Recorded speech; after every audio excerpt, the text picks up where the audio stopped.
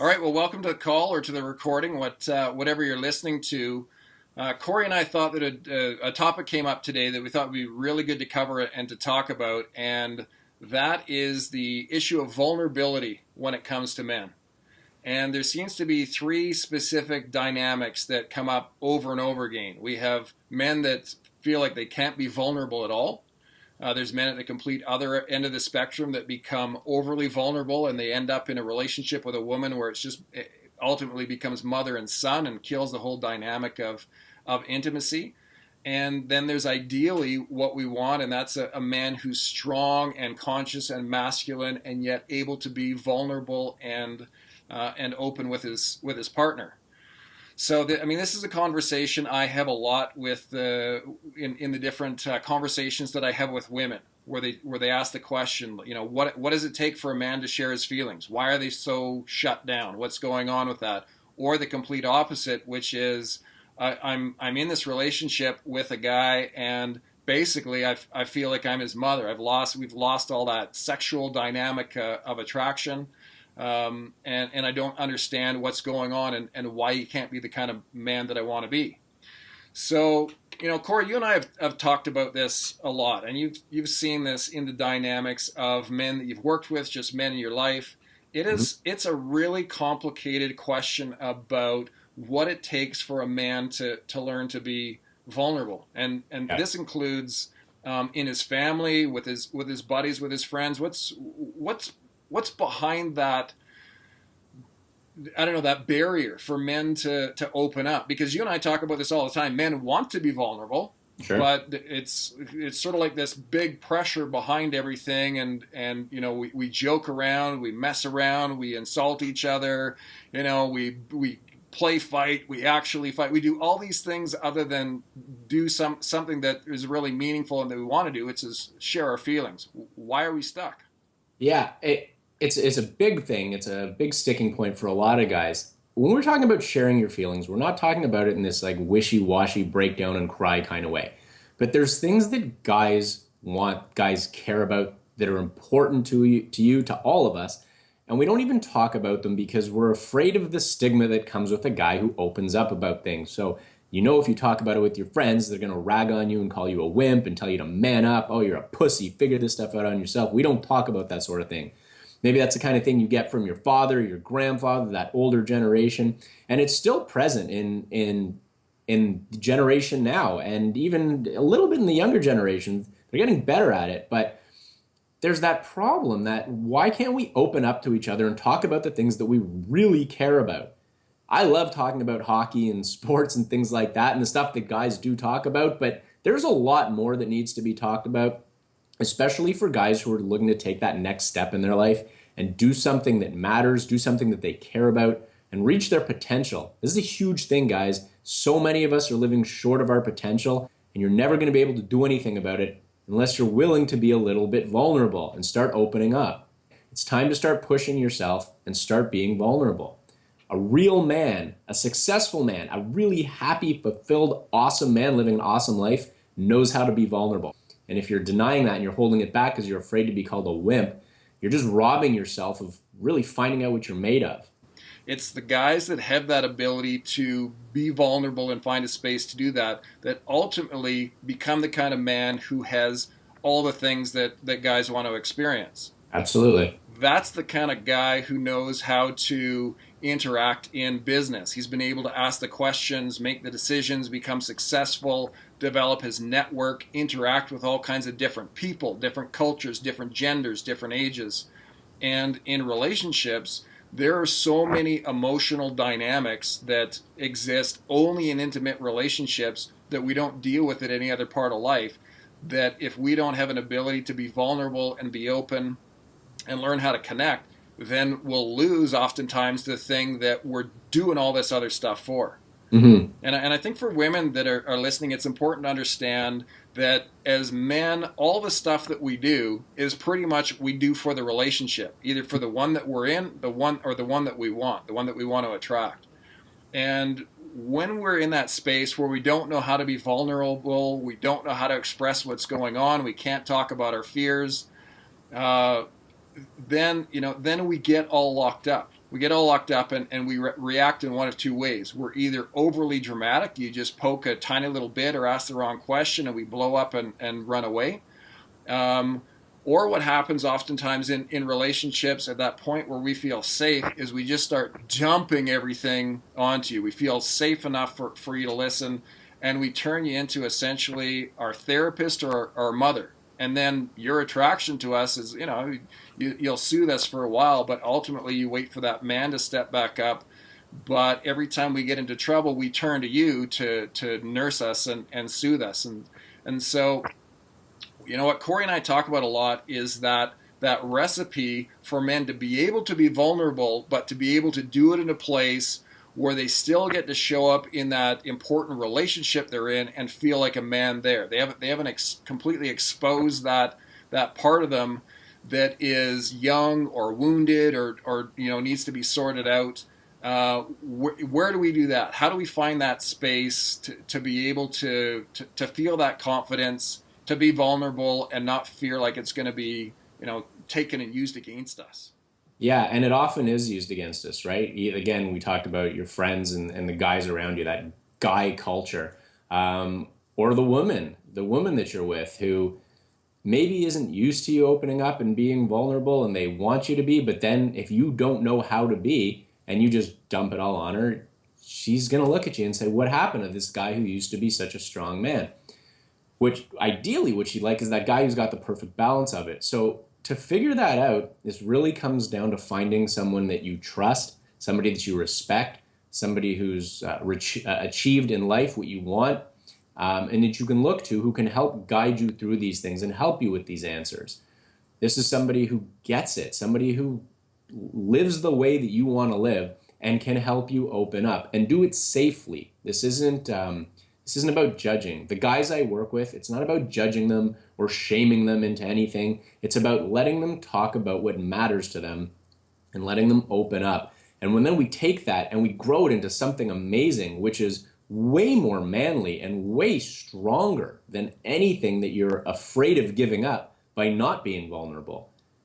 Strangely, though, the first step to becoming that ultra man, that conscious, amazing, successful man, is opening up, is letting yourself be vulnerable. And it's okay that you don't have all the answers. Anybody who's pretending to have all the answers, sorry guys, you're an idiot, because you don't have all the answers and you can't come up with all the answers yourself. You're never going to be able to. No smart, successful person ever has done it on their own. There's always a team around them, people they can trust, people that can support them. Even if it's just one other person who's there with them to help show them the way, it's so important. So guys, you got to take that first step and say, if this is what I want in my life, if I want to be that man that I'm capable of, and if I want to live that life that I've always wanted to live, it's time to take a step and do something about it. And that might mean opening up and being vulnerable. But again, it's with the right person. It's with the person that can help get you what you want, not just somebody to sob and cry all over. Yeah, I think the challenge that I've observed, particularly for my generation, is that the rules all changed. The things that worked for my dad and the advice that he gave to me that was the best advice that he could give to himself were no longer good enough for my generation. So, I think most guys in our generation were told, be responsible, be economically secure, and be a decent human being. And that was kind of the three rules. That's it, and that's all you needed to do. And now when we show up and we have women that are saying, I want you to be emotionally vulnerable and I want you to be able to have a conversation about something that's deep or something that's spiritual or something that's philosophical or, something that they saw on Oprah, read in a personal development book. That's where women are moving today, and they're looking for a guy that can make that kind of connection. Mm-hmm. But it's not like I can go to my dad and say, hey, Dad, when Mom started talking to you about, having these kinds of conversations, that didn't happen with Mom. It was like, Dad said, here's what we're doing, here's where I'm working, here's what we're spending money on, here's the clubs and the activities that you're going to do, and here's the courses you're going to take at university. Yeah. Sometimes it's as specific as that. And now you and I are raising kids, and we're trying to figure out, well, how do we give them all the options that are possibly there for them? How do we support them without controlling them? And, Yep. oftentimes I feel in the process like it's, I was given an instruction manual. It had half of chapter one, and then the other 19 chapters were blank, and I'm supposed to, kind of fill it in as I go. Yeah. And that's all of us. That's this entire generation are living trying to figure out what's happening as we're working our way through it. Hmm. So, how do you find that guy? How do you pick out the guys that have some more of that wisdom, have that support, can provide the advice and the wisdom and shed some light on some of the steps in this journey? Where do they look, and how do they know who's got an answer that's actually going to turn into something of value for them? Okay, so that's the important part, right? How do you know that you're gonna, I guess, click with that person? How do you know that that's the right person that's gonna help get you where you're going? Um, it's like if you want to learn how to build a house, you don't go to somebody to teach you about tennis. It doesn't make sense. It's you've got to find the guy who's experienced what you want to experience, and like I said before, who's lived the life that you live, and who gets it, who gets what you want, and understands how to get you there. The guys that I work with are guys that I click with. So I don't work with just anybody. I work with guys who I understand and I can click with, and we're on the same page about what we want to achieve. So these are guys who want to be better men. They want to live better lives. And when I say better, that means holding yourself to a higher standard and being the man and living the life that you're truly capable of living. It's for everyone, you're going to have to find your own guy, your own mentor, the guy who's going to help you get where you want to go. I've talked about trust. I've talked about respect. These are huge, important things. You're not going to open up to somebody you don't trust and respect. And quite frankly, you don't want to hear what they have to say anyway. So to just pick some random person in your life and say, hey, you're the guy I'm going to learn from.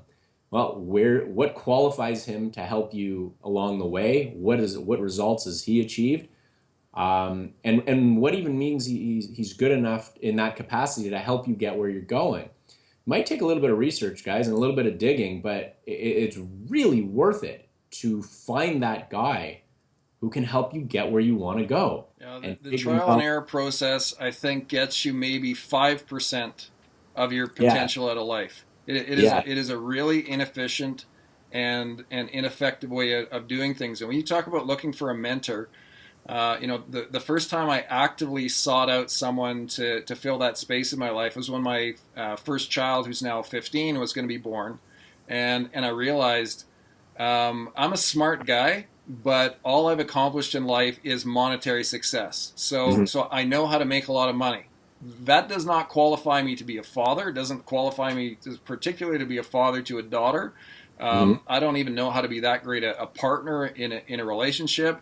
You know what? Of the 20 things that I should be having figured out in life, I've got one of the 20. yeah, yeah, And it took me probably a good 12 months in really looking for and hunting down someone that had all of those qualities. I in particular decided I want a guy that's like a good 7 out of 10 in 20 out of 20 of those things. I want a guy that's really has this figured out. He's killing it in business. He's an amazing guy in his relationship. I can see what he's like as a parent, how he shows up in his community, what he's like under pressure. And yeah, that guy was pretty tough to find. sure, But when I found him, it took me one conversation. It took me one conversation with that guy to really get what it was that he was doing and to figure out probably the good next 10 years of my life and what I needed to work on and the gaps that I needed to fill in. And it was hmm, all based on here's someone who's done it. And not a guy that had sort of this, like great way of talking about stuff necessarily. He just lived it. He had all those results in his life. And the thing that impressed me about you when I first met you was you'd already done it in relationships. You'd figured out how to attract any type of woman that you wanted to. You built and sold a successful business. Now you're a father and going through that. How I've seen you show up in your relationships with the other men, the brothers and the brothers that you have in your life. That was I've said to you before. You have the life that I wish that I could have lived if I would have done it right at every step of the way. I made every single mistake and then had to come back around and fix it. And I've always wondered, what was it that gave you the capacity to go through and not beat your head against walls and make all those mistakes like so many of us do? What was it about Cory that allowed you to intelligently, make choices and go through without doing it all with a trial and error process? Well, a huge part of that was being smart enough to know that I don't have all the answers and I'm never going to have all the answers by myself.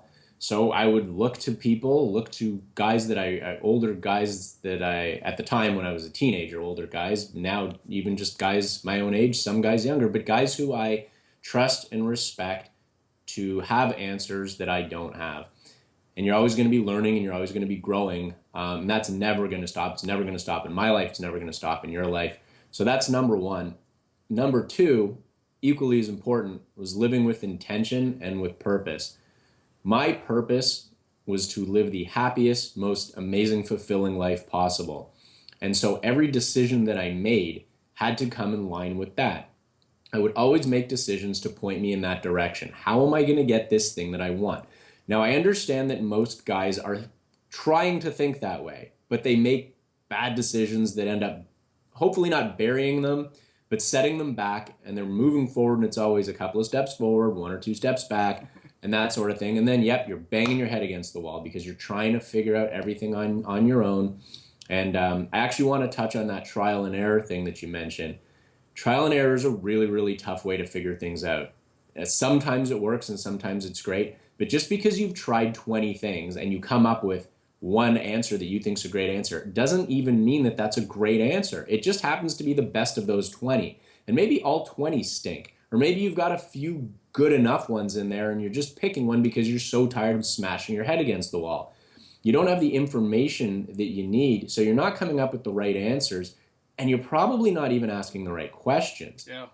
If you don't even know what questions to ask, how are you going to get the answers you want? So again, trying to go through your whole life, figuring out every little detail on your own. How old are you going to be before you start figuring things out? You're going to be 90 and then you're going to be like, oh, great, I got it. And then you're dead. Well, great life, man. Yeah, Yoda has that famous quote, do or do not, there is no try. There is no try. And when I think about it, for me, so much of my pain came from trying so hard, trying to be a good person, trying to make everyone happy, and that led, I think, a lot to what gets guys into trouble. They overcommit. They imagine if I was the superhero that I imagine that I am, I will be able to meet this financial obligation to this and this and this person. I'll commit to this. I'll buy this woman or buy my child this in order to make them happy. As men, we feel like there's something in us that makes us want to be the provider and the hero. And so when we're asked, we not only do we say yes, we add on another 10 or 100% on top of that. You know what I mean? It's like, yeah, of course. And then we commit something else to it. And we don't keep track of all these things that we've committed to and said yes to. And then we end up showing up and having to make excuses and explanations and rationalizations and hoping that people will accept, well, my intentions were good. Oh, yeah. And that is so painful, to be rejected by people that we had the best intentions for, that eventually give up on us, because at some point all they care about is the result. They're like, you know what? I'm kind of done with you and all your promises and commitments and excuses. I just want someone that I can count on for consistent results. I don't even care if they're the most amazing results. I just want to know that I can consistently count on what those results are going to be. And I agree with you saying, we're oftentimes asking the wrong questions. And that's what a mentor can do. Someone who has that perspective and who's lived it and is now achieving it is able to come up with a completely different way of seeing that paradigm that actually makes it easier to accomplish 10 times as much with half the effort that you're putting in that has you beating your head against the wall. That's for real. That's absolutely for real. And that's a really good point about showing up and not making excuses. The world doesn't want to hear your excuses. And maybe people close to you in your life will put up with your crap for a little while if you're that kind of person, but eventually they just get tired of it. You are way better off promising somebody a 1 or a 2 and delivering on that than promising them an 8 and falling short. It doesn't make sense. And it's this pride that exists in so many guys. And we all have it, but it's about managing your pride and understanding that it can really get you into trouble. To make these big promises and these big claims and then not be able to step into them and disappoint people in your life, people who are counting on you, people who are trying to respect you. They want to respect you, and you want them to respect you, but you're doing nothing to earn that. And or maybe you're doing enough to earn that, but you're kind of just middle of the roading it. That's not the kind of guy you want to be. You don't want to be the kind of guy who gets respect some of the times or even most of the time. You want to be the guy who's respected all the time by all the people that you care about and all the people that are in your life, the people that you do business with, the people in your relationships, your friends and your family, your kids. That list is going to go on and on. That's about showing up all the time and being consistent all the time, not some of the times. And that's something you have to learn how to do. It's not something that's just instinctual to every guy. It's not something that just comes with, oh, now I want to be that guy. That certainly helps, but it's something you've got to learn how to do. And it is a phenomenal life skill. It's one of those that's going to get you a lot in this world, a ton in this world. And by not having it, you're missing out on so much.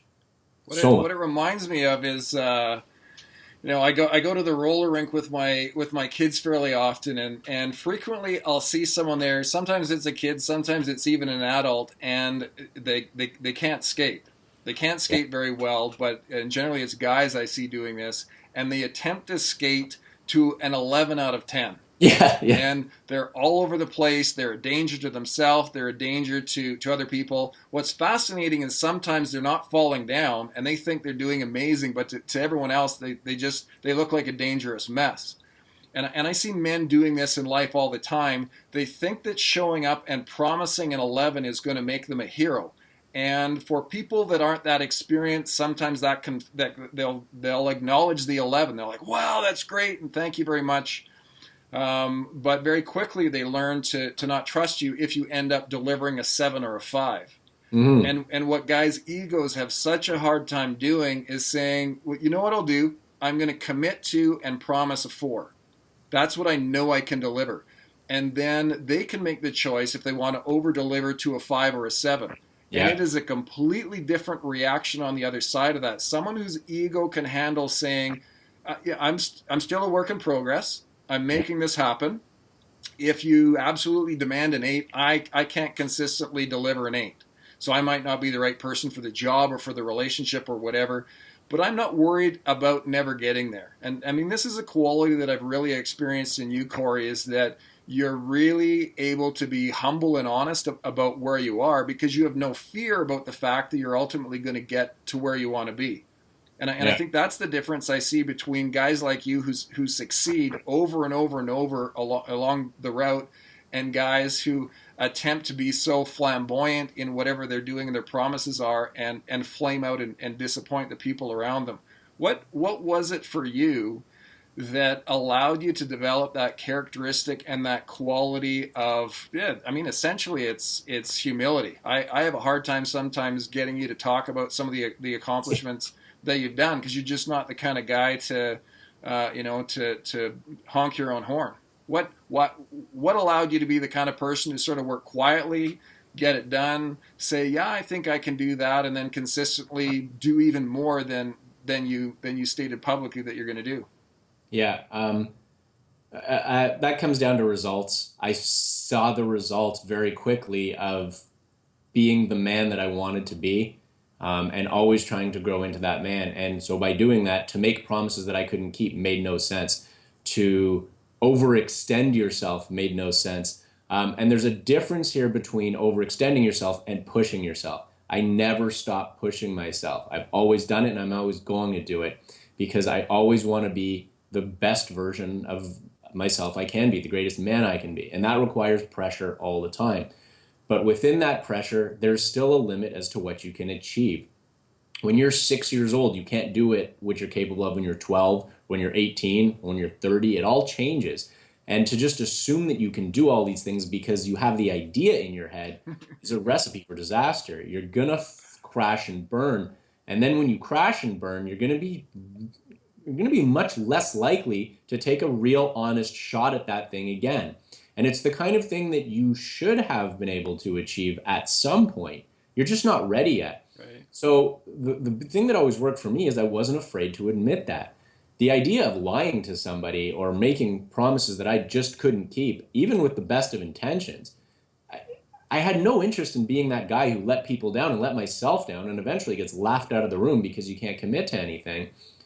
It was so much more powerful, and I got so many. The results were just fantastic over and over and over again by pushing myself and saying, "Here's what I know I can achieve if I put my mind to it and work hard." And then I would do that thing, and then I would exceed it. And then you're earning the right to set your bar higher and higher and higher and higher. You can't just say, "I want the ultimate high bar," and then assume you're going to get it. You've got to earn it. You've got to earn those small steps. But as long as you're doing that, you're going to keep growing. You're going to keep getting better. I could make bigger promises. I could achieve greater things. I kept pushing myself and I kept succeeding.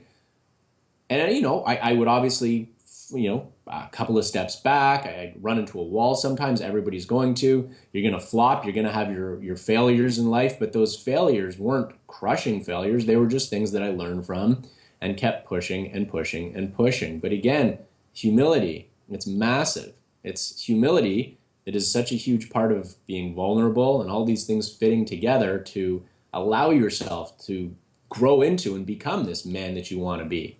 The man that's going to live the life that you've always wanted to live. Yeah, I think I just figured out the difference between you and I and how we got to where we're at. So I joke with this, I guess, with Cory about this fairly often.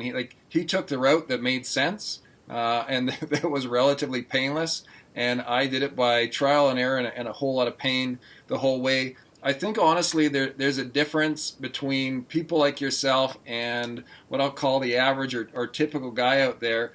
I think honestly I was delusional. I was delusional about what I could accomplish at whatever point I was at in my life. And I kept setting a bar that I really believed that I could achieve over and over and over out of reach, and then falling on my face and thinking, oh, well, that's just because, and I'd either make up an excuse or I'd find something that was valid about it and throw myself at it again and then come up with another reason or explanation or excuse. And my pain tolerance is so high that I was able to fail so many times before the pain got so intense, and I went, there's got to be a better way of doing this. And in every time that I've talked to you, what I've seen is your ability to see that bar for where it's at, and this too in the men that you work with, in seeing where that bar is and helping them to understand that in a way that maintains their dignity and ego in the process, because it's not an insult that they're not at a 10 out of 10, because that 10 is going to come, but right now you're at where you're at. Yeah. So if someone wants to connect with you, if they want to stop doing what I did in the whole process and doing it the hard way, and they want someone who can genuinely see where they're at and help them figure out how to move from a 3 or a 5 or a 7 to the 10 that they want to be, what's the best way for them to make a connection with you? Sure. Probably the best way is through my website. You can connect with me through there. That's CoryChadwick.com. That's CoryChadwick.com. A lot of info on me on there about the kind of work that I do. And then you can, like I said, you can connect with me right through there. And wherever you've seen this video, if you're watching it on video right now, we're going to have more of these conversations. So just check around and look through them. And I mean, if nothing else, there's probably going to be that thing on that topic that's there for you, whether you're a guy who's looking to do this work, or you're a woman who's watching this and trying to understand, why your guy is stuck where he is. And hey, if you're a woman who's watching this, better than you trying to sort it out and fix it and mother him or be his therapist, suggest that he finds that mentor, whether that's someone like Cory or someone else that clicks with him in his life. That's probably one of the best things that you can do. Maintain high standards. Don't settle for less than you know that needs to make a relationship work. And encourage him to go find that guy who is living it, who has achieved that, who has all those results, and and has that ability to mentor a man through the process. So, really appreciate the conversation, Cory, and we'll do this again. Absolutely, looking forward to it.